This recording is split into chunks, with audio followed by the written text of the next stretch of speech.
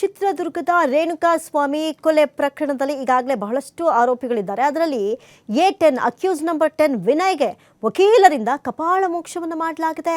ವಕೀಲರ ಬದಲಾವಣೆಗೆ ಮುಂದಾಗಿದ್ದ ಇದೇ ವಿನಯ್ ಜಾಮೀನು ಕೊಡಿಸದ ಹಿನ್ನೆಲೆ ಬದಲಾವಣೆಗೆ ಸಜ್ಜು ಮಾಡ್ತಾ ಇದ್ರು. ಬೇರೆ ಲಾಯರ್ನ ತಗೊಳ್ಬೇಕು ಅಂತ ಹೇಳಿ ಇವತ್ತು ವಿನಯ್ ಪರ ವಕಾಲತ್ತನ್ನು ಸಲ್ಲಿಸೋದಕ್ಕೆ ನೂತನ ವಕೀಲ ಬಂದಿರ್ತಾರೆ. ಈ ವೇಳೆ ವಕೀಲ ನಟರಾಜ್ ಆರೋಪಿ ವಿನಯ್ ಮಧ್ಯೆ ಒಂದಷ್ಟು ವಾಗ್ವಾದಗಳು ನಡೆಯುತ್ತೆ. ವಕೀಲ ನಟರಾಜ್ ಮೇಲೆ ಕಿರ್ಚಾಡ್ತಾನೆ ಇದೇ ವಿನಯ್ A10 ಅಂದರೆ ಅಕ್ಯೂಸ್ ನಂಬರ್ 10 ವಿನಯ್ ಇದಾರಲ್ಲ, ಅದೇ ವಿನಯ್ ಸ್ಟೋನಿ ಬ್ರೂಕ್ ಮಾಲೀಕ ಆಗಿರ್ತಾನೆ.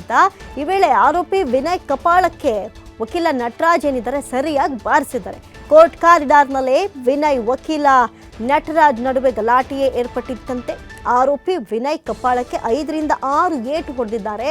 ಇಲ್ಲಿ ವಕೀಲ ನಟರಾಜ್ ಜಾಮೀನು ಕೊಡಿಸಿಲ್ಲ ಅಂತ ಹೇಳಿ ಹೊಸ ವಕೀಲರನ್ನ ನೇಮಕ ಮಾಡ್ಕೊಳ್ಳೋದಕ್ಕೆ ಇಲ್ಲಿ ಮುಂದಾಗಿರುವಂಥದ್ದು.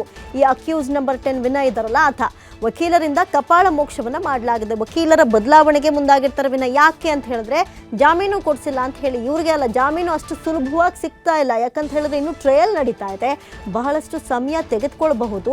ಅಂಥದ್ದೊಂದು ಸಂದರ್ಭದಲ್ಲಿ ಜಾಮೀನು ಕೊಡಿಸಿಲ್ಲ ಅಂತ ಹೇಳಿ ಬೇರೆ ಲಾಯರ್ನ ತೆಗೆದುಕೊಳ್ಳುವಂತಹ ನಿಟ್ಟಿನಲ್ಲಿ ಬೇರೆ ಲಾಯರ್ಗೆ ಈ ಒಂದು ಕೇಸನ್ನು ಕೊಡಬೇಕು, ಅವರಾದ್ರೂ ಜಾಮೀನು ಕೊಡಿಸ್ತಾರೆ ಅಂತ ಹೇಳಿ ಈ ವಿನಯ್ ಪರ ವಕಾಲತ್ತನ್ನು ಸಲ್ಲಿಸೋದಕ್ಕೆ ನೂತನ ವಕೀಲ ಬಂದಿರ್ತಾರೆ. ಈ ವೇಳೆ ವಕೀಲ ನಟರಾಜ್ ಈ ಹಿಂದೆ ಇರ್ತಾರಲ್ಲ, ವಕೀಲ ನಟರಾಜ್ ಹಾಗೂ ಆರೋಪಿ ವಿನಯ್ ಮಧ್ಯೆ ಒಂದಷ್ಟು ಮಾತಿನ ವಾಕ್ಸಮರ ನಡೆಯುತ್ತೆ. ಈ ಸಂದರ್ಭದಲ್ಲಿ ಈ ಸ್ಟೋನಿ ಬ್ರೂಕ್ ಮಾಲೀಕ ವಿನಯ್ ಇರ್ತಾರಲ್ಲ, ಅಕ್ಯೂಸ್ ನಂಬರ್ 10 ವಿನಯ್, ಈ ಸಂದರ್ಭದಲ್ಲಿ ನಟರಾಜ್ ಮೇಲೇನೆ ಕಿರ್ಚಾಡ್ತಾನಂತೆ ಜಾಮೀನು ಕೊಡಿಸಿಲ್ಲ ಅಂತ ಹೇಳಿ. ಈ ವೇಳೆ ಆರೋಪಿ ವಿನಯ್ ಕಪಾಳಕ್ಕೆ ಸುಮಾರು 4 ರಿಂದ 5 ಬಾರಿ 5 ರಿಂದ 6 ಬಾರಿ ವಕೀಲ ನಟರಾಜ್ ಕೋರ್ಟ್ನ ಆವರಣದಲ್ಲೇ ಕೋರ್ಟ್ನ ಕಾರಿಡಾರ್ನಲ್ಲೇ ಬಾರಿಸಿದ್ದಾರೆ. ಈಗಾಗಲೇ ರೇಣುಕಾಸ್ವಾಮಿ ಹತ್ಯೆ ಪ್ರಕರಣದಲ್ಲಿ ಸೈಕಲ್ ಚೈನ್ ಇರುತ್ತಲ್ಲ, ಆ ರೀತಿ ಒಬ್ಬರಿಂದ ಒಬ್ಬರು ಸಿಕ್ಕಾಕೊಂಡು ಜೈಲಲ್ಲಿ ಮುದ್ದೆ ಮುರಿಯುವಂಥ ಕೆಲಸ ಮಾಡ್ತಿದ್ದಾರೆ. ಇನ್ನೂ ಕೂಡ ಇವರ ತಪ್ಪು ಇನ್ನು ಬಹುಶಃ ಇವ್ರಿಗೆ ಮನವರಿಕೆ ಆಗಿಲ್ಲ ಅನ್ಸುತ್ತೆ. ಅದಕ್ಕೆ ಲಾಯರ್ ಜೊತೆ ಕಿರಿಕ್ ಮಾಡೋಕೆ ಹೋಗಿದ್ದಾರೆ. ಲಾಯರ್ ಸರಿಯಾಗಿ 5 ರಿಂದ 6 ಏಟು ಕಪಾಳಕ್ಕೆ ಬಾರಿಸಿದ್ದಾರೆ. ಈ ಬಗ್ಗೆ ಹೆಚ್ಚಿನ ಡೀಟೇಲ್ಸನ್ನು ಕೊಡ್ತಾ ಹೋಗ್ತಾರೆ ದೂರವಾಣಿ ಸಂಪರ್ಕದಲ್ಲಿ ಪ್ರತಿನಿಧಿ ಸಂತೋಷ್ ಪಟೇಲ್. ಸಂತೋಷ್, ನೀವು ಈಗಾಗಲೇ ನಾನು ಹೇಳ್ದಂತೆ ಸೈಕಲ್ ಚೈನ್ ಅಂತೆ ಒಬ್ಬರಿಂದ ಒಬ್ಬರು ಆರೋಪಿಗಳು ಸಿಕ್ಕಾಕೊಂಡು ಜೈಲು ಪಾಲಾಗಿದ್ದಾರೆ, ಜೈಲಲ್ಲಿ ಮುದ್ದೆ ಮುರಿತಾ ಇದ್ದಾರೆ. ಇಂಥ ಸಂದರ್ಭದಲ್ಲೂ ಕೂಡ ವಕೀಲರ ಜೊತೆಗೆ ಕಿರಿಕ್ ಮಾಡ್ಕೊಂಡಿದ್ದು ಯಾಕೆ? ವಕೀಲರು ಕಪಾಳ ಮೋಕ್ಷ ಮಾಡುವಂಥದ್ದೇನಾಯ್ತು? ಅಮೃತ, ಏನು ಕೋರ್ಟ್ ಕಾರಿಡಾರ್ ಏನಿದೆ, ಕಾರಿಡಾರ್ನಲ್ಲಿ ರೇಣುಕಾಸ್ವಾಮಿ ಹತ್ಯೆ ಪ್ರಕರಣದ 10ನೇ ಆರೋಪಿಯಾಗಿರುವಂತಹ ವಿನಯ್ ಏನಿದೆ ಸ್ಟೋನಿ ಬ್ರೂಕ್ ಮಾಲೀಕ, ಈತ ತನ್ನ ವಕೀಲರ ಜೊತೆ ಮಾತನಾಡ್ತಂಗೆ ವಾಗ್ವಾದಕ್ಕೆ ಮುಂದಾಗಿರುವಂತದ್ದು. ಅಂದ್ರೆ ಇವರ ವಕೀಲರಾಗಿ ಹಿಂದೆ ನಟರಾಜ್ ಎಂಬುವರನ್ನ ಈತ ನೇಮಕವನ್ನ ಮಾಡ್ಕೊಂಡಿರ್ತಾನೆ. ನಟರಾಜ್ ಅವರು ಈತನ ಸ್ಟೋನಿ ಬ್ರೂಕ್ ಮಾಲೀಕ ಆರೋಪಿ ವಿನಯ್ನ ಕೇಸಿನ ಪ್ರಕರಣವನ್ನ ನಡೆಸ್ಕೊಂಡ್ ಬಂದಿರ್ತಾರೆ. ಆದ್ರೆ ಇವತ್ತು ಏಕಾಏಕಿಯಾಗಿ ಅವರ ವಕೀಲರನ್ನ ಬದಲಾವಣೆಯನ್ನು ಮಾಡ್ಲಿಕ್ಕೆ ಮುಂದಾಗಿದ್ದಾರೆ ಅನ್ನೋ ಮಾಹಿತಿಗಳು ಲಭ್ಯ ಆಗ್ತಾ ಇರುವಂತದ್ದು. ಈ ವಿಚಾರಕ್ಕೆ ಸಂಬಂಧಪಟ್ಟ ಹಾಗೆ ಏನು ವಿನಯ್ ಪರ ವಕಾಲತ್ತನ್ನು ಸಲ್ಲಿಸ್ಲಿಕ್ಕೆ ಯಾರೋ ಬೇರೆ ಹೊಸ ವಕೀಲರು ಬಂದಿದ್ರು.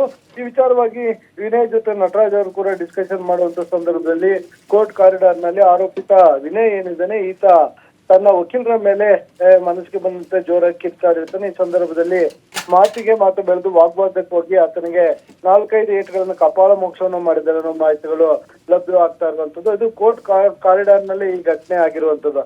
ಅಂದ್ರೆ ಇಲ್ಲಿ ಸಾಮಾನ್ಯವಾಗಿ ಆರೋಪಿಗಳು ತಮ್ಮ ವಕೀಲರನ್ನ ಬೇಕಾದ ಸಂದರ್ಭದಲ್ಲಿ ಅವರು ಬದಲಾವಣೆಯನ್ನ ಮಾಡ್ಕೊಳ್ಳಿಕ್ಕೆ ಅವಕಾಶಗಳಿರುತ್ತೆ. ಆದ್ರೆ ಅದಕ್ಕೊಂದು ಪ್ರಕ್ರಿಯೆ ಇರುತ್ತೆ. ಆ ಪ್ರಕ್ರಿಯೆಯನ್ನ ಇವರು ಪಾಲನೆಯನ್ನ ಮಾಡ್ಬೇಕಾಗುತ್ತೆ. ಏಕಾಏಕಿಯಾಗಿ ಸುಮ್ನೆ ನಾವು ಅಂದ್ರೆ ಕೋರ್ಟ್ ಹಾಲ್ಗೆ ಕರೆಸಿ ನಾವು ಯಾವ್ದೋ ಬೇರೆ ವಕೀಲರನ್ನ ಪರವಾಗಿ ವಕಾಲತ್ಗೆ ಇಂಪ್ಲೀಡ್ ಆಗ್ತಾ ಇದ್ದಾರೆ ಅಂತ ಹೇಳೋ ಸಂದರ್ಭದಲ್ಲಿ ನಿಜಕ್ಕೂ ಯಾರಿಗಾದ್ರೂ ಸ್ವಲ್ಪ ಹರ್ಟ್ ಆಗಿರುತ್ತೆ. ಈ ವಿಚಾರಕ್ಕಾಗಿದ್ಯೋ ಇಲ್ಲ ಅವ್ರಿಗೆ ಅವ್ರ ನೇಮಕ ಮಾಡ್ಕೊಂಡಿರುವಂತ ವಕೀಲರಿಗೆ ಇವ್ರಿಗೆ ಸಮಾಧಾನ ಇಲ್ಲೋ, ಬೇರೆ ವಕೀಲರನ್ನ ನೇಮಕವನ್ನ ಮಾಡ್ಕೋಬೇಕೇನೋ, ಅದೇ ರೀತಿಯಾಗಿ ಆ ರೀತಿಯ ನೇಮಕವನ್ನ ಮಾಡ್ಕೋಬೇಕು ಅಂದ್ರೆ ಮೊದಲು ಕೊಟ್ಟಂತ ವಕೀಲರ ಬಳಿಯಿಂದ ಇವರು NOC ಯನ್ನ ತೆಗೆದುಕೊಳ್ಬೇಕಾಗುತ್ತೆ. NOC ಯನ್ನ ತೆಗೆದುಕೊಂಡ ನಂತರ ಇನ್ನೊಬ್ರು ವಕೀಲರನ್ನ ನೇಮಕವನ್ನು ಮಾಡಬೇಕಾಗತ್ತೆ. ಅದನ್ನ ನ್ಯಾಯಾಲಯದ ಗಮನಕ್ಕೆ ತರಬೇಕಾಗತ್ತೆ. ಆದ್ರೆ ಇಲ್ಲಿ ಯಾವ ಪ್ರೋಸೆಸ್ ಆಗಿದೆ ಯಾವ ಪ್ರೋಸೆಸ್ ಆಗಿಲ್ಲ ಅನ್ನೋದ್ರ ಬಗ್ಗೆ ಸ್ಪಷ್ಟತೆ ಇಲ್ಲ. ಆದ್ರೆ ಇವತ್ತು ಹಳೆ ವಕೀಲರು ನಟರಾಜ್ ಅವರು ಇದ್ರು ಕೂಡ ಮತ್ತೊಬ್ಬರು ವಕೀಲರು ಇದಕ್ಕೆ ಬಂದಿದ್ರು. ಇವತ್ತು ಈ ವಿಚಾರವಾಗಿ ಇಬ್ಬರ ನಡುವೆ ಮಾತಿನ ವಾಗ್ವಾದವಾಗಿತ್ತು. ಈ ಸಂದರ್ಭದಲ್ಲಿ ಕಪಾಳ ಮೋಕ್ಷ ಆಗಿದೆ ಅನ್ನೋ ಮಾಹಿತಿಗಳು ಕೂಡ ಲಭ್ಯವಾಗಿರುವಂತದ್ದು. ಅಮೃತ, ಇನ್ನು ಸಂತೋಷ್, ಗಮನಿಸೋದಾದ್ರೆ ಈಗಾಗಲೇ ರೇಣುಕಾಸ್ವಾಮಿ ಹತ್ಯೆ ಪ್ರಕರಣದಲ್ಲಿ ಜೈಲು ಪಾಲಾಗಿದ್ದಾರೆ. ಇಷ್ಟಾದ್ರೂ ಬುದ್ಧಿ ಬಂದಿಲ್ವಾ ಅಂತ ಹೇಳಿ? ಯಾಕಂತ ಹೇಳಿದ್ರೆ ಇದ್ದವ್ರಿಗೆ ಯಾರಿಗೂ ತಾಳ್ಮೆ ಕಡಿಮೆನಾ ಅಥವಾ ಯಾಕಿಂತ ಗಲಾಟೆಗಳು ಆಗ್ತಾನೆ ಇರುತ್ತೆ? ಯಾಕಂದ್ರೆ ಈ ಒಂದು ಕೇಸ್ ವಿಚಾರವಾಗಿ ಪದೇ ಪದೇ ಏನಾದ್ರೂ ಒಂದು ಸುದ್ದಿ ಇದ್ದೇ ಇರುತ್ತಲ್ಲ, ಯಾಕೆ ಈ ರೀತಿಯಾಗಿ ಎಡವಟ್ಟುಗಳನ್ನ ಮಾಡ್ಕೊಳ್ತಿದ್ದಾರೆ ಅಂತ?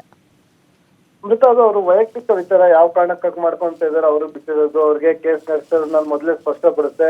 ಅವ್ರಿಗೆ ಕೇಸ್ ನಡೆಸ್ತಿರೋ ಬಗ್ಗೆ ಅವ್ರಿಗೆ ಸಮಾಧಾನವಾಗಿದೆಯೋ ಇಲ್ವೋ ಗೊತ್ತಿಲ್ಲ. ಕೇಸ್ನಲ್ಲೇ ವಕೀಲರು ಬದಲಾವಣೆ ಮಾಡ್ಬೇಕು ಅನ್ನೋದಿರ್ಬೋದು, ಇಲ್ಲ ವಕೀಲರಿಗೆ ಕೊಡ್ಬೇಕಾಗಿರೋಂಥ ಫೈನಾನ್ಷಿಯಲ್ ಏನಿರುತ್ತೆ ಅದನ್ನ ಬೇರ್ ಮಾಡಕ್ ಆಗ್ತಿಲ್ವೋ, ಬೇರೆ ಯಾವ್ದೇ ಕಾರಣಗಳಿರ್ಬೋದು, ಅದು ವೈಯಕ್ತಿಕ ವಿಚಾರ. ಸೊ ಇದರಲ್ಲಿ ಅವರು ವಕೀಲರನ್ನ ಬದಲಾವಣೆ ಮಾಡಬೇಕು ಅಂತ ಹೇಳಿದ್ರೆ ಒಂದು ಪ್ರೋಸೆಸ್ ಅನ್ನೋದು ಏನಿರುತ್ತೆ ಆ ಪ್ರೋಸೆಸ್ ಅನ್ನ ಮಾಡ್ಲೇಬೇಕಾಗ್ತದೆ. ನಾನು ಈಗಾಗಲೇ ಆ ಪ್ರೋಸೆಸ್ ನ ಎಕ್ಸ್ಪ್ಲೇನ್ ಮಾಡಿದ್ದೀನಿ. ಆ ಪ್ರೋಸೆಸ್ ನ ಬಿಟ್ಟು ನೀವು ಯಾವುದೇ ಒಬ್ಬ ವಕೀಲರನ್ನ ನ್ಯಾಯಾಲಯಕ್ಕೆ ಕರೆಸಿ ಅಲ್ಲಿ ಅವ್ರಿಗೆ ಗೊತ್ತಿಲ್ಲದಾಗೆ ಇದೇ ಪ್ರಕರಣಕ್ಕೆ ಮತ್ತೊಬ್ರು ವಕೀಲರು ಯಾರೋ ಬಂದಿದ್ದಾರೆ ಅಂತ ಹೇಳಿದ್ರೆ ನಿಜಕ್ಕೂ ಅವರ ಪ್ರೊಫೆಷನ್ಗೆ ಮಾಡುವಂತ ಅವಮಾನ ಇದಾಗುತ್ತೆ. ಈ ಕಾರಣಕ್ಕಾಗಿ ಆ ಕಾರಣಕ್ಕೆ ಗಲಾಟೆ ಆಗಿರ್ಬೋದು. ಇಲ್ಲ ಅಂತ ಹೇಳಿದ್ರೆ ಇವ್ರ ಪರ ವಕೀಲರು ಯಾವ ರೀತಿಯಾಗಿ ಇವರು ವಾದ ಮಂಡನೆ ಮಾಡ್ತಾರೆ ಅದು ಆ ಆರೋಪಿತ ಸ್ಥಾನದಲ್ಲಿರುವಂತ ವಿನಯ್ಗೆ ಸ್ಯಾಟಿಸ್ಫ್ಯಾಕ್ಷನ್ ಆಗಿಲ್ಲದೆ ಇರ್ಬೋದು, ಈ ಕಾರಣಕ್ಕಿರ್ಬೋದು. ಅದು ಯಾವುದೇ ಇದ್ರೂ ಕೂಡ ಇವರು ಅದು ಇರುವಂತ ಲೀಗಲ್ ಪ್ರೊಸೀಜರ್ಸ್ ಗಳೇನಿರುತ್ತೆ ಅವುಗಳ ಮುಖಾಂತರ ಇವರು ಬದಲಾವಣೆಯನ್ನ ಮಾಡ್ಕೊಳ್ಬೇಕಾಗುತ್ತೆ.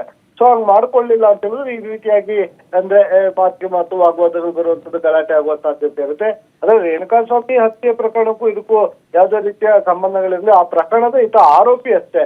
ಆ ಪ್ರಕರಣದಲ್ಲಿ ಇವರು ಈತನಿಗೆ ಬೇಲನ್ನ ಕೊಡ್ಲಿಕ್ಕೆ ಒಂದು ಪರವಾಗಿ ವಕಾಲತ್ತನ್ನ ಹಾಕಿ ವಾದ ಮಂಡನೆಯನ್ನ ಮಾಡ್ತಾ ಇದ್ರು.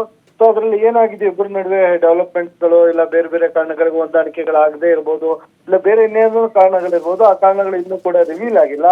ಆದ್ರೆ ಕೋರ್ಟ್ ಕಾರಿಡಾರ್ ನಲ್ಲಿ ಈ ರೀತಿಯಾಗಿ ಒಂದು ಇನ್ಸಿಡೆಂಟ್ ಆಗಿರುವಂತದ್ದು ನಿಜಕ್ಕೂ ಎಲ್ರಿಗೂ ಒಂದು ರೀತಿಯಲ್ಲಿ ಶಾಕ್ ತಂದಿರುವಂತದ್ದು, ಮತ್ತೆ ಅವರ ವಕೀಲರು ಕೂಡ ಈತ ನಡ್ಕೊಂಡಿದ್ದು ಶಾಕ್ ತಂದಿರುವಂತದ್ದು ಅನ್ನೋ ಮಾಹಿತಿಗಳು ಲಭ್ಯವಾಗ್ತಾ ಇರುವಂತದ್ದು. ಅಮೃತ, ಥ್ಯಾಂಕ್ ಯು ಸಂತೋಷ್ ಪಟೇಲ್ ತಮ್ಮೆಲ್ಲ ಮಾಹಿತಿಗಾಗಿ.